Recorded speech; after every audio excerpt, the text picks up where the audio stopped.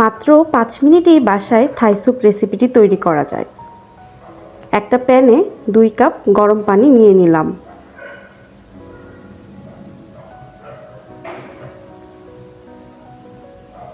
পানিটা গরম হয়ে আসলে তারপর অ্যাড করে দিলাম ম্যাগি রেডিমেড থাই স্যুপটি।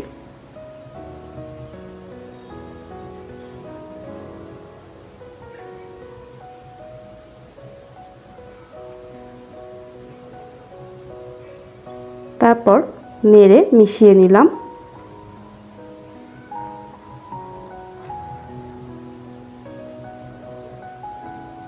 ভালো মতো স্যুপটি মিশিয়ে নিলাম।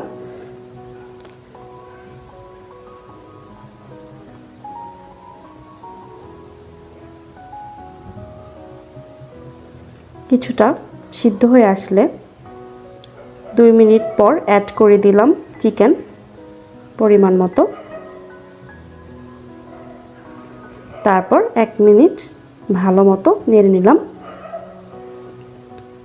অ্যাড করে দিলাম একটি ডিম, তবে ডিমটা অবশ্যই ফেটে নিতে হবে। আর ডিম দেওয়ার পরে অনবরত নাড়তে থাকবো।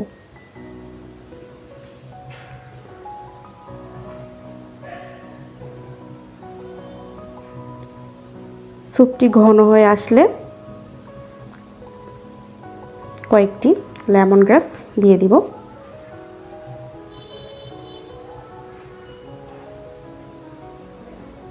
স্যুপটি প্রায় রেডি।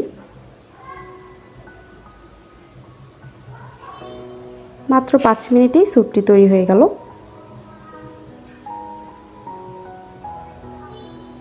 আপনারা চাইলে বাসায় বানিয়ে নিতে পারেন খুব সহজে।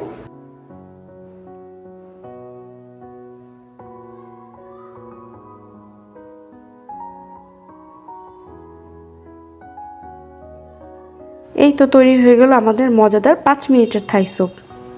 Thanks for watching.